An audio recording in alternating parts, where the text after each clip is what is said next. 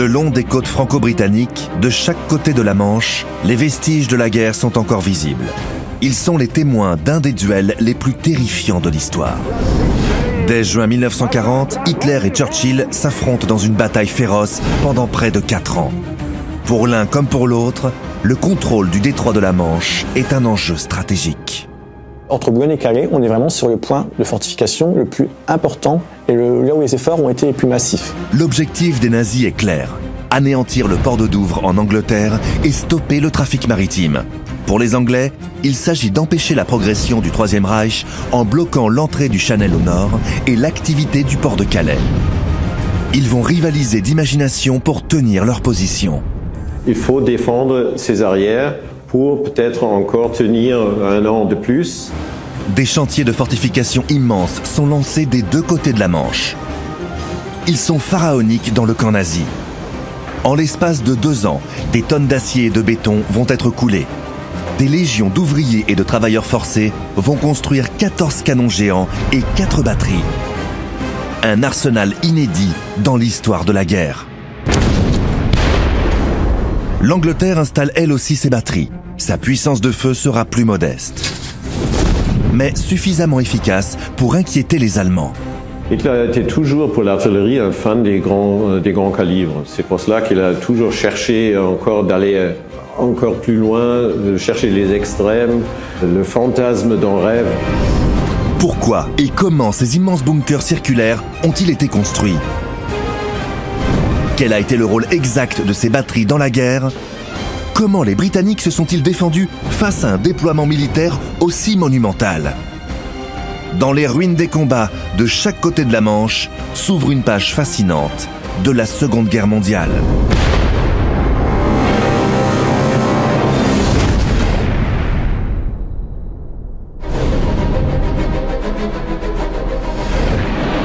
« 10 mai 1940.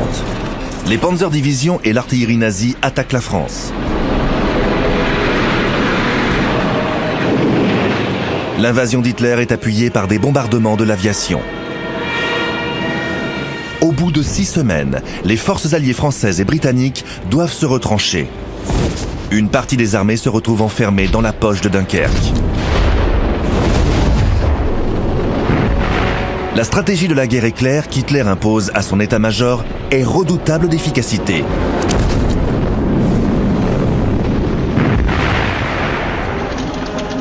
La percée des divisions panzer nazies est foudroyante. Mais le front de l'Ouest n'est pas encore totalement stabilisé. Au quartier général du Führer, le doute s'installe. Et si les Alliés contre-attaquent par le nord et par le sud, l'avancée allemande serait prise en tenaille et l'encerclement des troupes alliées vers la Manche serait anéanti. Quand vous regardez une carte, et ça fait peur à Hitler, certes, les Français et les Britanniques sont en train d'être encerclés en Belgique, mais l'encerclement n'est pas encore complet. Il y a pas mal de troupes de réserve, en principe, au sud française, et donc cette mince ligne de Guderian et Rommel, la course vers la mer et le coup de faux, c'est une ligne qui peut être complètement tronçonnée par des forces venant du nord, les forces franco-britanniques, et les forces françaises du sud. Lorsque Hitler arrive dans le grand quartier de son état-major, il s'aperçoit qu'il n'a pas été informé de ses décisions, et c'est pour cela qu'il arrête toutes les opérations et il demande à rétablir la situation, parce qu'il veut insister auprès de ses propres officiers que c'est lui qui commande. Et c'est pour cela que les Britanniques ont suffisamment de temps pour se replier vers Dunkerque et à ce moment-là préparer une défense de Dunkerque qui est infranchissable pour les Allemands. Pendant 9 jours, les 400 000 hommes de l'armée française et du corps expéditionnaire britannique sont enfermés dans la poche de Dunkerque. Quelques divisions françaises résistent héroïquement. Ce temps précieux va permettre à Winston Churchill de mettre en œuvre l'opération Dynamo. 340 000 soldats français et britanniques sont évacués et sauvés grâce à une flotte de 850 bateaux rassemblés à la hâte. La prouesse technique de récupérer donc tous ces Français et tous ces Britanniques à Dunkerque, ça a donné, je dirais, du punch à l'esprit britannique. Et c'est vrai que les Britanniques, lorsqu'ils parlent de Dunkerque, ils parlent de l'esprit de Dunkerque, le spirit of Dunkirk. C'est-à-dire l'idée, on rapatrie, pourquoi ? Pour résister et pour gagner la guerre. De l'autre côté du détroit du Pas-de-Calais, le port militaire de Douvres, encadré de hautes falaises blanches. C'est là que la majorité des soldats rescapés est accueillie. Malgré le succès de l'opération, tous les équipements lourds, canons, véhicules ont dû être abandonnés. Cette évacuation de Dunkerque est une leçon pour le gouvernement britannique. Il faut rapidement renforcer l'artillerie marine sur les côtes. Dès août 1940, Churchill fait construire sur tout le littoral du Kent des batteries de longue portée. Elles peuvent atteindre les côtes françaises occupées par les Allemands. La situation en 1940, après la défaite de la France, est catastrophique pour les Britanniques. Et dans la perspective d'Hitler, c'est clair, à ce moment-là, il peut faire un dernier geste envers Londres, ça veut dire sous forme d'un discours qu'il prononce publiquement à Berlin et fait une offre de paix. Et il y a un refus catégorique de la part des Britanniques. Churchill, c'est vraiment lui qui est décidé d'aller jusqu'au bout. Quel genre de peuple pense-t-il que nous sommes? Est-il possible qu'ils ne voient pas que nous ne cesserons jamais de persévérer contre eux jusqu'à ce qu'ils aient reçu une leçon que nous et le monde n'oublierons pas?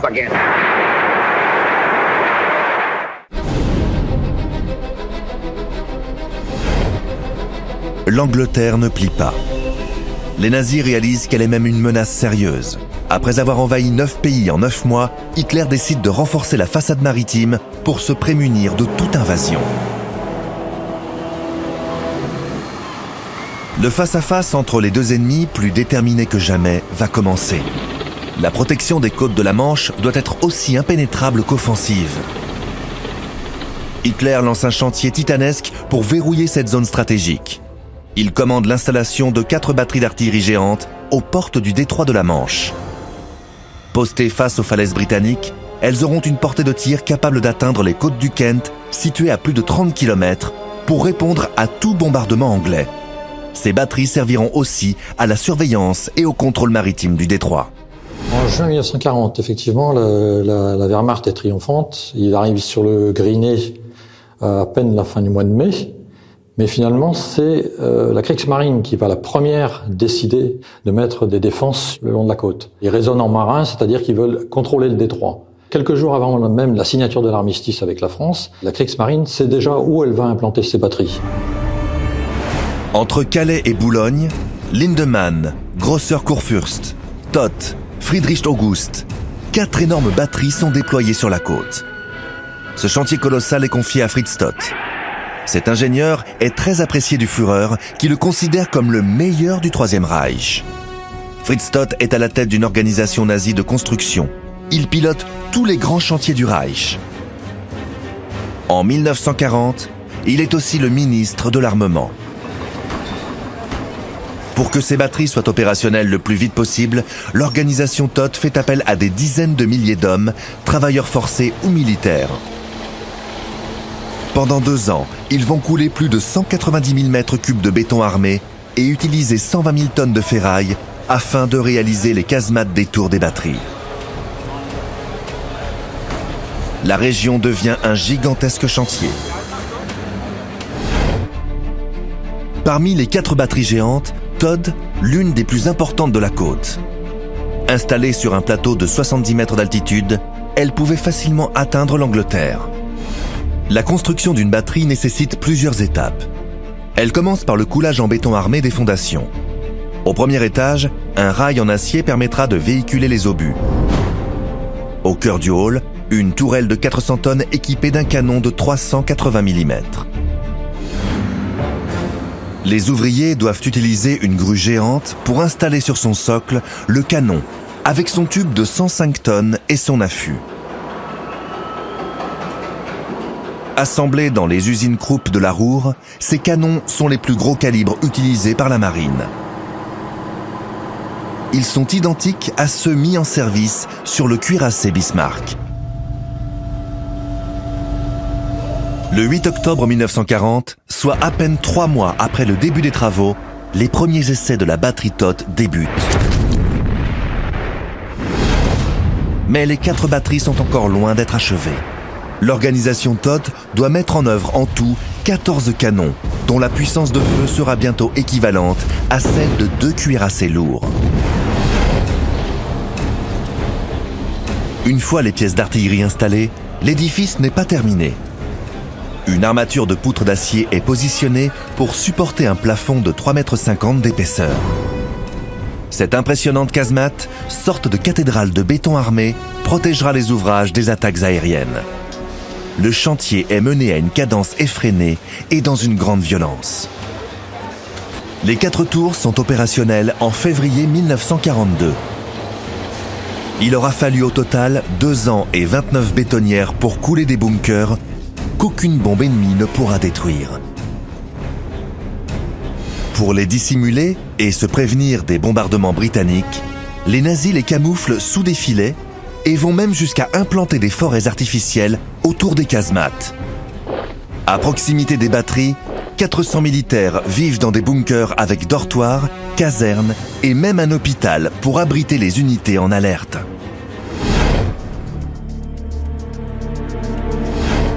À la même époque, de l'autre côté du détroit en Grande-Bretagne, la situation est dramatique. Churchill a été nommé Premier ministre en mai 1940. Plus déterminé que jamais, il veut continuer la guerre. Dans ce duel avec Hitler, le port de Douvres devient éminemment stratégique, car il peut être la première zone d'invasion nazie. Defense of the coast prior to the Second World War. La défense de la côte était, avant la Seconde Guerre mondiale, moins importante, puisque nous étions alliés avec la France. Nous n'imaginions pas avoir un ennemi de l'autre côté de la Manche. Quand c'est arrivé, même au début de la guerre, on ne s'attendait pas à la défaite de la France, surtout avec la rapidité avec laquelle cela est survenu. Il faut d'urgence avoir une puissance de feu qui maîtrise le détroit. Churchill, ancien ministre de la Marine de guerre, connaît parfaitement l'artillerie de longue portée. Lors d'une visite sur les plateaux dominant les falaises de Douvres, il constate qu'aucune batterie lourde n'est opérationnelle. Le temps presse, car les Allemands progressent dans la construction de leur chantier. Pour répliquer à l'artillerie allemande, Churchill fait construire les premières batteries fixes, telles que la batterie Winnie. Dès l'été 1940, ces premiers obus de 350 mm peuvent bombarder Calais. En attendant la fin de la construction des batteries, Churchill fait installer d'urgence de vieux canons sur rail datant de la Première Guerre mondiale. Le premier à être actif sur le plateau de Douvres sera appelé le Boschbuster. Il tire des obus de 457 mm pesant 1 tonne et pour une portée de 20 km. Il est destiné à stopper toute invasion allemande par la mer. Mais son utilisation est plutôt limitée, car son système de pointage est médiocre. 3 autres canons sur rail viendront le soutenir. Le Gladiator, le Peacemaker et le Sinshifter. Entre 2 bombardements, ils sont dissimulés dans des tunnels ferroviaires pour être protégés des raids aériens allemands.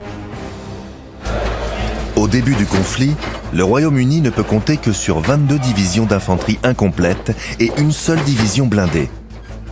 Or, Churchill sait que son redoutable ennemi Hitler peut envahir les îles britanniques à tout moment. Il décide alors de constituer en toute urgence la Home Guard, composée d'1,5 million de civils. L'idée est d'assurer la défense des côtes de la nation. Été 1940, dans la région de Douvres, près de la ville de Saint-Margaret. C'est là, dans cette zone de champs cultivés, que seront enfin installées les 2 premières batteries de canons transmanche. Les Britanniques les baptisent Winnie et Pooh. Churchill entreprend des recherches aux États-Unis pour trouver des canons. Mais l'Amérique est encore neutre et ne produit que quelques tubes pour sa marine. C'est grâce aux réserves du cuirassier King George V, qui renferme quelques pièces d'artillerie, qu'il trouve la solution pour équiper ses batteries. Les ingénieurs d'armement Vickers se mettent dès lors aussitôt au travail. Les canons qui ont été trouvés étaient constitués pour la plupart seulement d'un tube. Ils avaient besoin d'avoir un socle, et c'était donc un vrai problème d'ingénierie auquel ils ont été confrontés. Ils ont donc rencontré l'industriel en armement Vickers et lui ont demandé de fabriquer des socles. Et pour la plupart, ce furent des supports d'artillerie ferroviaire qu'ils adaptèrent. Au moment où les batteries furent installées, on avait réussi à gagner globalement le contrôle du ciel. command of the air. Donc les batteries allemandes avaient du mal à localiser les canons britanniques. Ils ne pouvaient pas envoyer d'avions de reconnaissance. Nous n'avons pas construit de bunkers comme les Allemands car nous avions besoin que ces canons soient opérationnels immédiatement. Les militaires et les ingénieurs de l'industriel Vickers réalisent un exploit technique. En moins de 3 mois, la batterie Winnie est opérationnelle. Mais le tube est fragile et doit être changé tous les 50 tirs. Très vite, la décision s'impose d'installer de nouveaux canons Vickers plus puissants. Au sud de Saint-Margaret, sur le plateau de Douvres, ils tireront des obus de 381 mm sous tourelle. De nouveaux canons au nom de code Jane et Clem vont les compléter. Objectif, tirer avec plus de précision sur les navires nazis et être capable d'atteindre le port de Calais à 35 km. Il faudra cependant attendre 1942 pour que les 2 nouveaux tubes Jane et Clem ne soient pleinement opérationnels. En 2 ans, les Britanniques implantent au total sur le plateau de Douvres 4 canons construits sur le même principe. Mais en face, sur la côte française, les Allemands, avec leurs 14 tubes en action, ont une puissance de feu et de pointage bien supérieure à celle des Britanniques.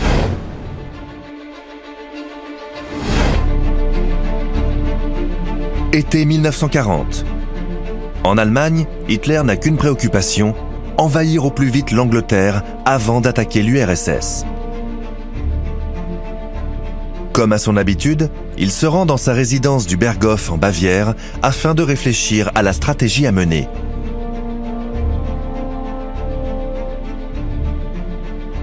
Il convoque en urgence le Feldmaréchal Göring, commandant de la Luftwaffe, qui rassure le Führer. Les nazis ont une supériorité numérique de 1000 chasseurs sur les Britanniques. Hitler est certain de maîtriser l'espace aérien au-dessus du détroit du Pas-de-Calais. Il peut donc lancer son opération. Quelques jours plus tard, va débuter la bataille d'Angleterre. Hitler a des buts très précis. C'est un esprit très clair, hein. Il est fou mais il est intelligent. Il ne sait pas où placer l'Angleterre dans ce plan. Il ne sait pas. Alors, il ne sait pas pour plusieurs raisons. Dans sa théorie raciste, les Britanniques sont des Ariens aussi, sont presque les égaux des Allemands. Pourquoi pas discuter avec eux? Cela étant, après la défaite de la France, il se dit, avec l'opération Lion de mer, on va peut-être pouvoir envahir l'Angleterre. Pour préparer cette gigantesque invasion nazie baptisée Opération Lion de mer, Hitler a besoin de maîtriser complètement ses défenses sur les côtes françaises. Mais au cours de l'été 1940, les batteries géantes ne sont pas encore opérationnelles. Le Führer fait donc installer en toute urgence, entre Calais et Boulogne, 6 nouveaux canons K5 sur rail très modernes, pouvant envoyer des obus de 280 mm à une cadence de 6 coups par heure, avec une portée alors inégalée de plus de 60 km. Ces canons allemands surpassent largement les batteries britanniques limitées à 30 km. Pour les nazis, les K5 ont tous les avantages. Ils peuvent être mis en œuvre très rapidement et atteindre sans difficulté le détroit et les défenses côtières dans le Kent. Hitler désigne le commandant en chef de la Kriegsmarine, l'amiral Raeder, afin de mener l'opération. Pour débarquer en Angleterre, il faut des chalands afin de transporter 100 000 hommes et 3 divisions blindées. N'ayant pas ce matériel, le Führer fait réquisitionner dans toute l'Europe conquise des péniches qui doivent être modifiées. Pour cela, on découpe les proues afin d'en faire des engins de débarquement. Les ingénieurs du constructeur d'aviation Heinkel proposent des barges propulsées par des moteurs d'avion. Pour contrer la redoutable Royal Air Force, les nazis conçoivent des barges armées de 4 batteries de DCA, ainsi que des embarcations d'assaut équipées de canons anti-aériens. Des plateformes flottantes sont réalisées pour transporter l'infanterie. Tout type de véhicules pourront débarquer. Enfin, parmi bien d'autres prototypes, cet étrange bateau, capable de transporter une chenillette équipée d'un canon anti-char. Avec de tels engins, le débarquement doit impérativement se dérouler par temps calme. Parallèlement à la préparation de l'opération Lion de mer, Hitler ordonne à Göring de lancer une attaque aérienne. Elle a pour but d'appuyer l'offensive maritime. Ainsi va débuter la bataille d'Angleterre. Pendant un mois, jusqu'au 7 septembre, la Luftwaffe et la Royal Air Force mènent un combat acharné au-dessus du Channel et des côtes du Kent. 2500 pilotes nazis vont trouver la mort et 2600 avions seront détruits. La Royal Air Force, renforcée par des pilotes alliés, ne va perdre, elle, que 417 pilotes. Churchill, admiratif, déclare « Jamais dans l'histoire des conflits, tant de gens n'ont dû autant à si peu. »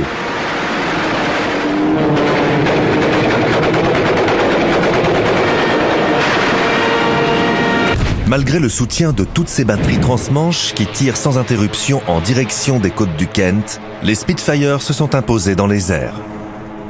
Quel avion était meilleur, la Hurricane ou la Spitfire ou la Messerschmitt 109? Galland, qui était le chef du Jagdgeschwader 26, qui était stationné dans la Manche, Göring lui rend visite et à la fin de sa visite, Göring lui pose la question « Est-ce que je peux faire quelque chose pour vous ?»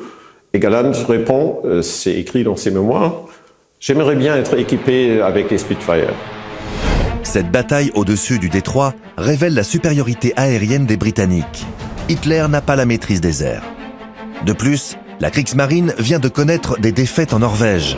L'amiral Raeder déconseille à Hitler de poursuivre l'opération Lion de mer. Avec l'arrivée de l'automne, les tempêtes s'annoncent par ailleurs violentes sur le Channel. L'opération est donc ajournée.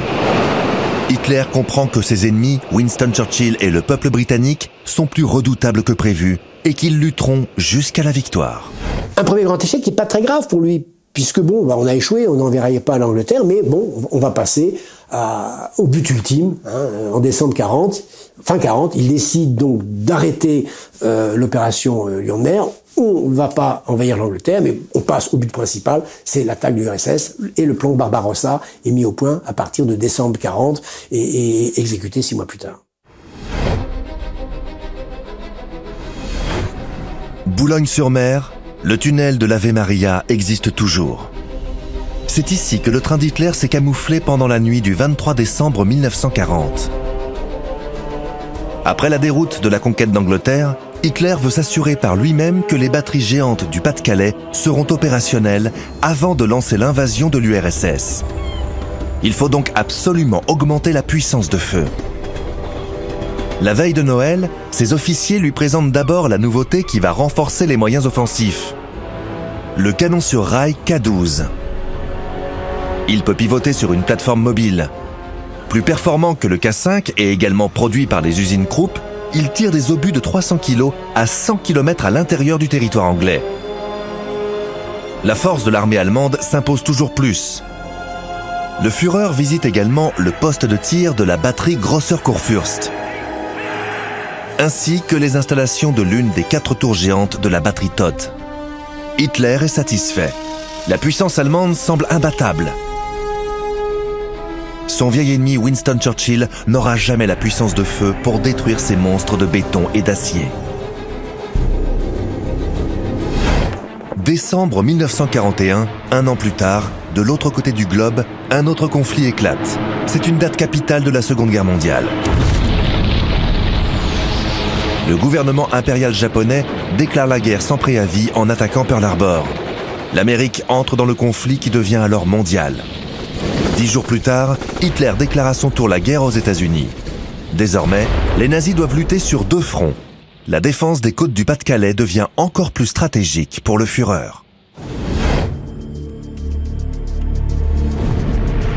En septembre 1941, les 4 grosses batteries transmanches sont enfin toutes opérationnelles. Leurs 14 tubes bombardent régulièrement les côtes britanniques et le détroit. Chacune de ces batteries fonctionne sur le même principe. Les 50 hommes d'équipage de la Kriegsmarine de chaque tour vivent au même rythme horaire que sur un cuirassé. Comme sur un bateau. D'ailleurs, la pièce est d'origine marine. Elle a été empruntée aux pièces qui devaient normalement être mises sur cuirassé et qui vont être adaptées pour être une utilisation terrestre. On vit au rythme des carrés, effectivement, comme sur un navire. C'est un navire en béton, en fait. Une batterie transmanche est composée de 3 zones distinctes. Dans un bunker, au sous-sol, sont implantés le groupe électrogène, les filtres à air et la zone de vie pour un équipage de 50 hommes. Au rez-de-chaussée sont installées les soutes à munitions pouvant accueillir 100 obus et des charges explosives permettant à la pièce d'artillerie d'être alimentée toutes les 5 minutes. Enfin, attenant, dans l'immense bunker circulaire, se trouve la tourelle, pesant 400 tonnes, et le canon de 380 mm pouvant tirer 3 obus de puissances différentes. Les obus, au moment où on remplit les soutes, de l'extérieur, on vient avec un palan monorail en plafond et on remplit les 2 soutes. Une est consacrée aux obus, l'autre est consacrée aux charges. Et on voit qu'on a 2 ouvertures ici. Au moment du tir, il faut approvisionner. On vient chercher l'obus qui a été choisi par l'officier canonnier et toujours en suivant ce palan, on l'amène devant la fenêtre. On est toujours fermé, il y a toujours un sas entre les soutes et la partie casemate. On ouvre le sas, on passe la charge et l'obus sur des petits wagonnets. Ces petits wagonnets circulent sur un décoville. Les petits chariots vont venir se mettre derrière la tourelle, basculer les obus d'une part et les charges au pied de l'ascenseur. Et cet ascenseur va monter l'ensemble dans la chambre de tir, sous la tourelle à ce moment-là. Il faut évidemment redresser et remettre à la fois l'obus et les charges à la bonne direction. Au total, les 4 tubes de la batterie Todd tirèrent 495 obus en 4 années de guerre. Selon les objectifs, cela s'échelonnait de 1 par mois à 16 par jour pour des tirs de représailles sur Douvres. Certains types d'obus pouvaient atteindre 47 km, de jour comme de nuit. Sur de très gros calibres, on use énormément. Les durées de vie sont, relativement courtes. Le constructeur donne environ entre 180 et 210 coups. Ça oblige ensuite à tenir compte de cette usure, ce qui va compliquer les choses. Parce que plus on va user le tube, et plus ça va compliquer les calculs de tir par la suite. Fritz Todt, le père de ces batteries, a réussi l'exploit en moins de 2 ans d'édifier sur toute la côte atlantique française du Pas-de-Calais ses ouvrages monumentaux. Mais le 8 février 1942, il est victime d'un accident d'avion dont les causes restent mystérieuses. Todt a été chargé de la mise en œuvre de la politique de fabrication des armements et des munitions. Et cet homme est aussi quelqu'un qui a une très grande connaissance des États-Unis. Et donc, lorsqu'il comprend, en décembre 1941, que 2 choses se produisent simultanément, d'abord l'échec de l'armée allemande devant Moscou, et d'autre part l'entrée en guerre des États-Unis après Pearl Harbor, il a compris que stratégiquement l'Allemagne nazie allait perdre. Donc Todt devient un personnage qui, dans l'entourage d'Hitler, préconise un changement d'orientation, préconise l'arrêt de la guerre contre les alliés occidentaux de façon à concentrer l'effort de guerre sur la Russie. Et selon toute vraisemblance, même si jamais une preuve formelle n'en sera apportée, l'accident d'avion dont il est victime au mois de février 1942 n'avait pas que des causes techniques.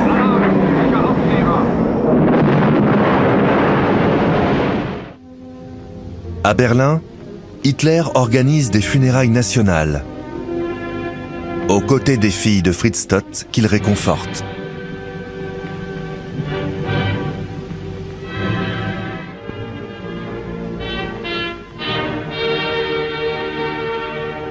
Le 10 février 1942, au Cap Grinet, le Führer décide de rebaptiser en sa mémoire l'une des 4 batteries du Pas-de-Calais.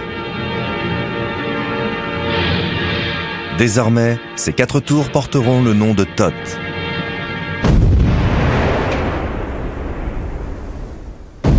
La cérémonie, présidée par l'amiral von Fischl, se déroule par un froid glacial. Le drapeau de l'organisation Todt est en berne.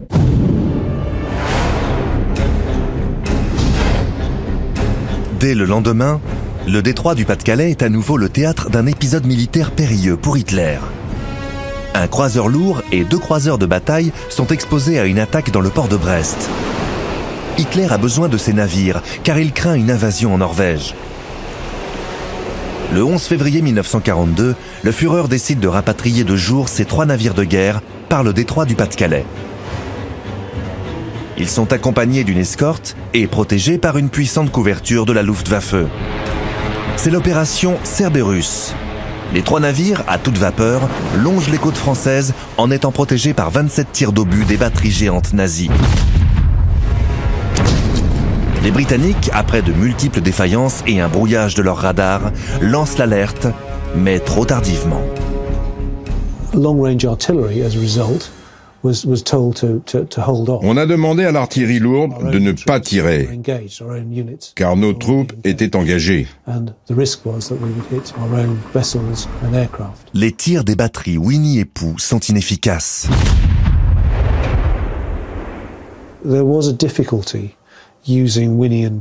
On avait des difficultés à utiliser Winnie et Pooh face à des cibles mouvantes. De par leur nature, ces canons avaient une cadence de feu très faible. Donc, tirer sur des cibles navales mouvantes était très compliqué. Les canons n'ont reçu l'autorisation de tirer que lorsque les cibles étaient hors de portée. L'escadre est déjà en mer du Nord lorsque le croiseur de bataille Scharnhorst de 38 000 tonnes heurte 2 mines. Il doit être immobilisé pendant 3 mois dans le port allemand de Wilhelmshaven. Les 2 autres sont indemnes. Désormais, Hitler n'a plus aucun navire lourd en Atlantique Nord. Que reste-t-il aujourd'hui des 4 énormes batteries transmanches construites par les Allemands? Seules les tours Bunker Tott sont encore présentes sur le plateau du Cap Griné. En 1945, les nazis laissent l'armement intact. Les Français souhaitent alors échanger les canons de 380 mm avec les Norvégiens qui possèdent les tubes d'artillerie du cuirassé français Jean Bart. Mais cette opération échoue. Les tourelles et les pièces restantes sont quant à elles découpées et ferraillées. Un restaurateur, Claude Davis, amateur d'histoire et de fortification, a racheté dans les années 70 l'une des tours de la batterie Tott afin d'en faire un musée. Les 3 autres ouvrages ont été détruits ou abandonnés. C'est l'un des rares témoignages de cette page d'histoire encore visible sur la côte du Pas-de-Calais. Parmi les 3000 objets présentés dans le musée, ce buste de Fritz Tott. Il a été offert en 1988 à Claude Davis, fondateur du musée, par les 2 filles de l'ingénieur. Sophie Davis, la directrice du musée, évoque cet épisode. Ce buste nous a été offert par les filles Todd. On a reçu un courrier un jour nous disant qu'elles étaient venues visiter le musée et qu'elles allaient nous offrir le buste de leur père. Elles nous ont offert le buste de Fritz Todd qui a créé les plans de la batterie Todd. On a recréé des scènes de vie, les gens peuvent découvrir vraiment la construction d'un blocos, son fonctionnement et la vie des soldats à l'intérieur. C'est vrai que c'est un peu frustrant de ne pas avoir cette tourelle, mais il faut quand même se dire que après la guerre, il n'y avait plus rien. Il fallait reconstruire la France. Si on avait cette pièce, ça serait unique. Claude Davis a réussi à préserver l'un des 2 seuls canons allemands K5 survivants. Il est présenté sur le site de la batterie Tott. Les nazis protégeaient ces canons sur rail par des abris bétonnés, les Dombunkers. 3 ont été construits sur le littoral.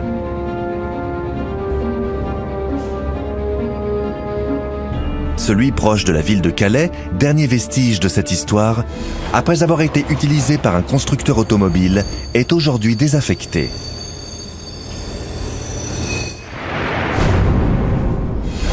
À environ 2 km de la batterie Tott, construite sur le Cap Griné, est implantée la batterie Grosser Kurfürst, armée de 4 tubes de 280 mm.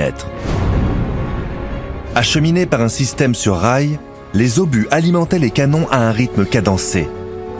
Grâce à de puissants moteurs électriques, les tourelles pouvaient se mouvoir à 360 degrés.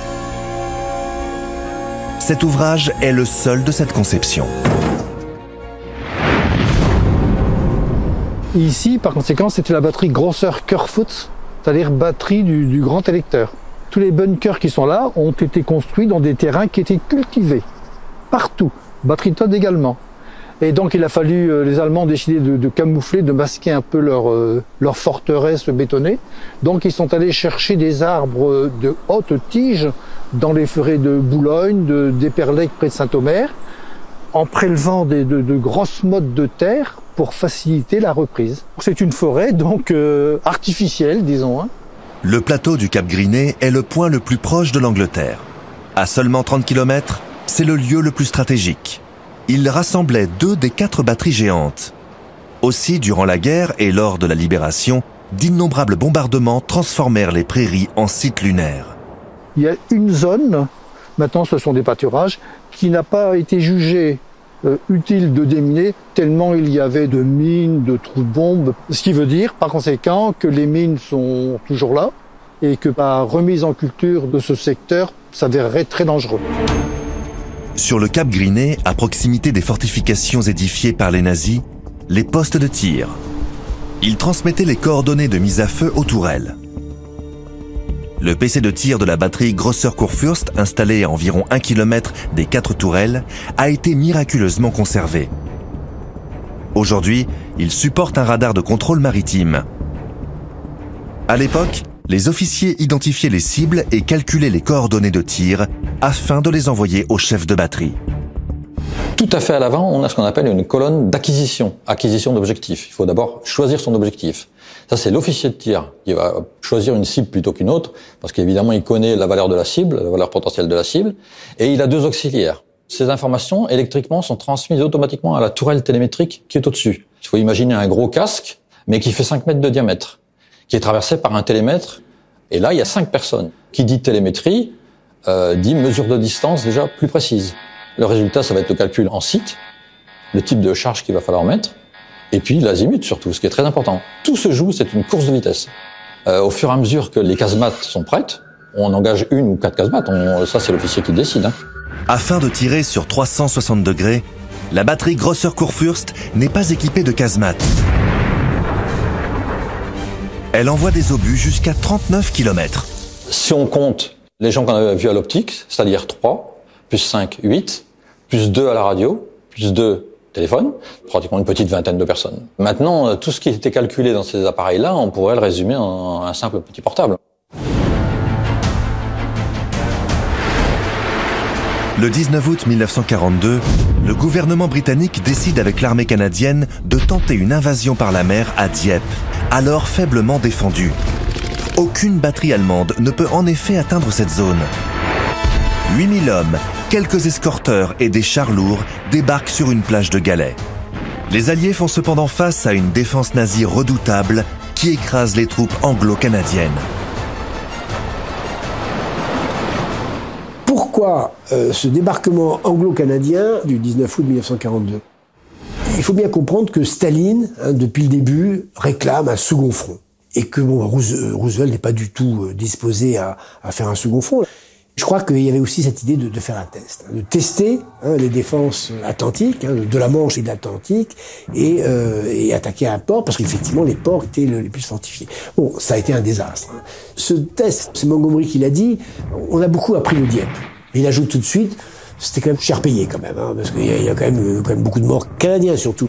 À savoir que c'est pas un port qu'il faut attaquer, c'est les plages. Le débarquement à Dieppe, pour les Allemands, c'était une surprise. Et là, une opération sur la côte, ça montre la vulnérabilité des arrières, entre guillemets, du Reich. Hitler s'attend alors à de nouvelles tentatives d'invasion. Le front de l'Ouest est en effet encore vulnérable et doit être immédiatement renforcé. Le Führer ordonne la construction d'un véritable mur de défense pour parer toute invasion maritime. Ce mur de 5000 km devra s'étendre depuis les côtes de la Norvège jusqu'aux Pyrénées. Ce sera le mur de l'Atlantique. 15 000 nouveaux bunkers seront construits. De nouveau, les côtes du Pas-de-Calais se couvrent de chantiers. Au total, 13 millions de mètres cubes de béton vont être coulés afin de construire ce mur. À partir de novembre 1943, et devant l'ampleur du chantier, le Führer nomme le maréchal Erwin Rommel, inspecteur des fortifications. Rommel exige le renforcement des défenses et impose une discipline de fer afin que les côtes deviennent une véritable forteresse. Le maréchal inspecte également les batteries transmanche. Il faut défendre ses arrières pour peut-être encore tenir un an de plus. Fin 1941, on entend la première fois un mot dans un discours d'Hitler qui va avoir beaucoup d'importance à l'Atlantic Wall, le mur de l'Atlantique. Pour ce faire, différentes structures de défense sont installées sur notre littoral, notamment entre Boulogne et Calais. Tous ces points de défense, qu'on appelle en fait des points d'appui, il y a des points d'appui légers et des points d'appui lourds, sont verrouillés par des barbelés, sont verrouillés en fait par des fossés anti-chars. Le mur atlantique qui va entre la Gascogne et la Norvège a été fortifié grosso modo à 40% à la fin de la guerre. Sauf entre Boulogne et Calais, où là on est à 70%. Ce qui signifie qu'en fait, entre Boulogne et Calais, on est vraiment sur le point de fortification le plus important et là où les efforts ont été les plus massifs. À la défense du mur de l'Atlantique étaient associés dans le Pas-de-Calais des forces aériennes.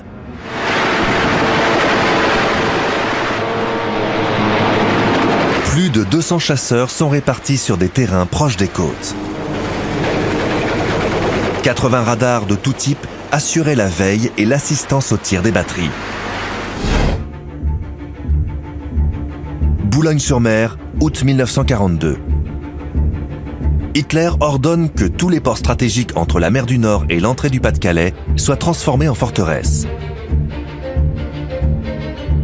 Ces ports stratégiques doivent être défendus sur leur façade maritime et contre toute attaque venant des terres.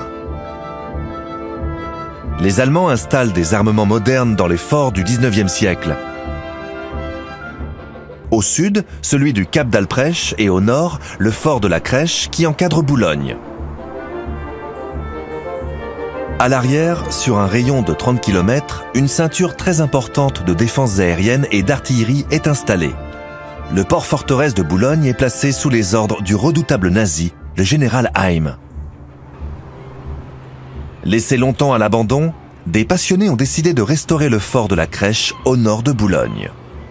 Alors on ne connaît pas exactement le nombre d'occupants dans le fort, mais on sait que leur blocos casernement, comme on peut voir là derrière, il y avait 40 à 50 bonhommes par casernement. Il y en avait 4, donc 4 fois 40 à 50.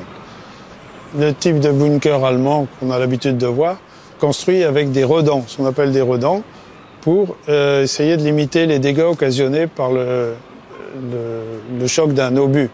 Un obus sur du béton, ça va faire des éclats de béton. Donc quand ils pouvaient, les plafonds en escalier renversés comme ça, et on le voit bien à la batterie TOT là-bas, étaient recouverts d'acier.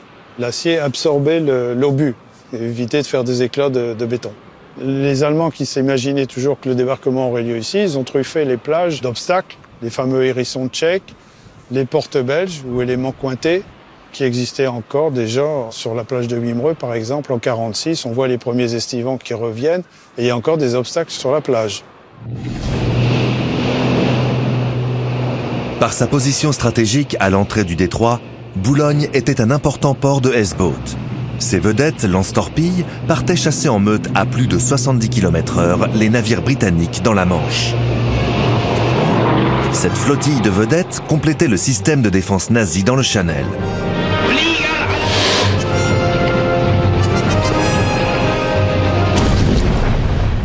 Une importante base navale bunkérisée implantée dans le port de Boulogne abritait environ une demi-douzaine de S-boats et de sous-marins de poche. Aujourd'hui, il ne reste plus que le blocos-usine où étaient assemblées les torpilles. Ce vestige, seul survivant de cette époque avec les tours de la batterie TOT, serait menacé de destruction.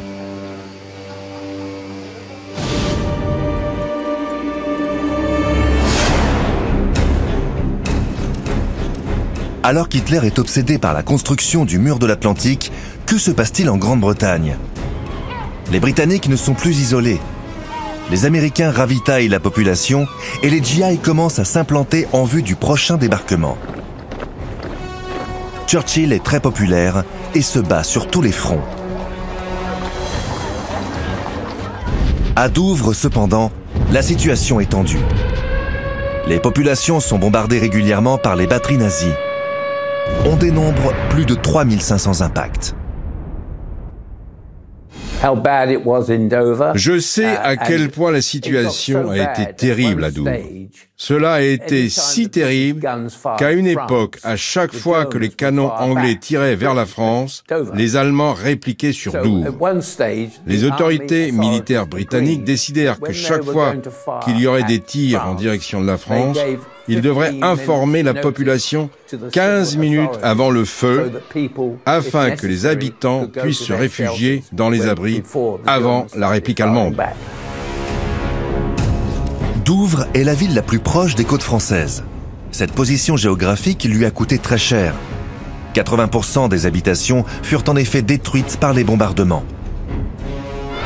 La majorité des enfants fut évacuée, mais les habitants, animés d'un esprit de résistance remarquable, restèrent pour combattre. Les batteries ferroviaires nazies tirent de jour comme de nuit sur Douvres. La cité est quasiment détruite. La population civile était utile aux troupes afin de les approvisionner en nourriture. Elle demeura sur place. Les militaires n'ont pas cherché à les évacuer. Cependant, il y avait un plan d'évacuation en cas d'invasion. Ce plan pouvait être mis en œuvre à tout moment. Les habitants avaient été informés, ils étaient prêts à partir, mais ce plan n'a jamais été appliqué, car les Allemands ne sont pas venus. Pendant 4 ans, la population de Douvres fut terrorisée par les bombardements nazis. Depuis des siècles, Douvres a toujours su qu'elle serait la première victime d'une invasion étrangère, qu'elle soit française ou allemande. Pour protéger les troupes et les populations, de nombreux souterrains ont été creusés dans le calcaire. Par exemple, derrière cette devanture d'un magasin de quincaillerie, nous avons découvert un univers insoupçonné.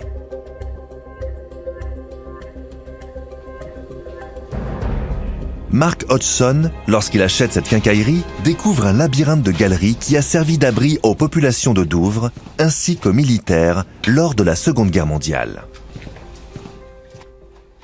Je crois que ces souterrains remontent à l'époque napoléonienne. Ils servaient de caserne en cas d'urgence pour les soldats. Je pense qu'ici, c'était un abri d'intervention d'urgence. Il y a un vrai labyrinthe de tunnels au-dessous de Douvres. Un jour, un vieux monsieur est venu, il s'est rappelé être venu ici et que l'accès était quelque part au milieu de la ville. Des milliers d'habitants et de militaires se réfugièrent dans ces souterrains équipés de cuisines et de latrines pendant 4 ans. Il ne sera dénombré que 500 morts. Les obus de 800 kg des batteries nazies ne purent jamais percer les 50 mètres de calcaire qui protégeaient ce labyrinthe.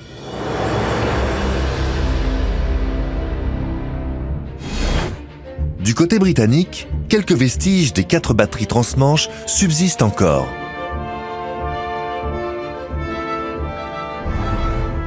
C'est sur le plateau proche de la ville de Saint-Margaret que l'on découvre quelques bâtiments témoignant de l'activité du canon Clem.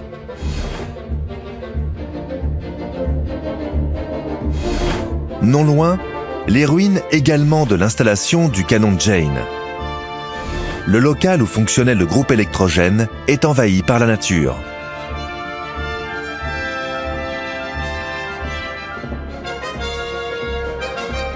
Les 2 soutes à munitions recouvertes de terre paraissent intactes. Elles furent édifiées en réponse à l'explosion d'un obus allemand tiré en novembre 1942. Il détruisit les stocks de munitions de la batterie Pou, implantée à quelques kilomètres sur le plateau. Cette soute était construite sans protection suffisante. Par la suite, les nouvelles réserves d'obus furent protégées d'une importante épaisseur de terre. Aucun canon n'a été conservé.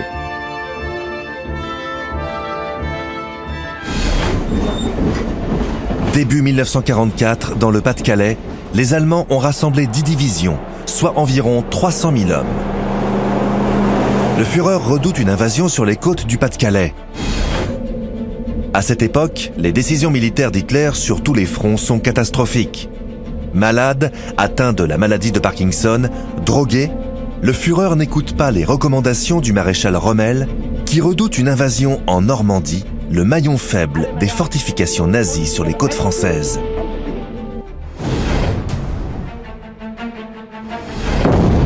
Le 6 juin 1944, à l'aube, les Alliés débarquent en Normandie. C'est l'opération Overlord. Les ouvrages du mur de l'Atlantique ne vont pas résister. Rommel n'a pas eu le temps de totalement fortifier les côtes normandes. Début septembre 1944, le maréchal Montgomery ordonne aux divisions canadiennes de libérer les ports de Boulogne et de Calais. Afin de réduire au silence les canons géants, la Royal Air Force procède à des bombardements intensifs.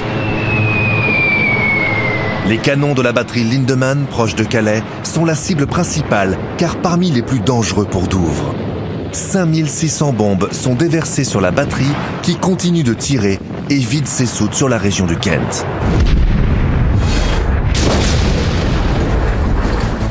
Sur les côtes britanniques, les canons transmanche entrent en action par des tirs soutenus et incessants dès l'attaque canadienne. Le port de Calais sera détruit à 80%. À la suite de l'échec d'une première attaque, les Canadiens vont isoler pendant 7 jours les 4 tours de la batterie Lindemann. Les équipages de la batterie Todd se sont déjà rendus. Le commandant de la batterie Lindemann, proche de Calais, finit par hisser le drapeau blanc. Les nazis déclarent forfait. Aucun canon n'a été saboté. Un seul tube a éclaté à la suite d'un incident de tir.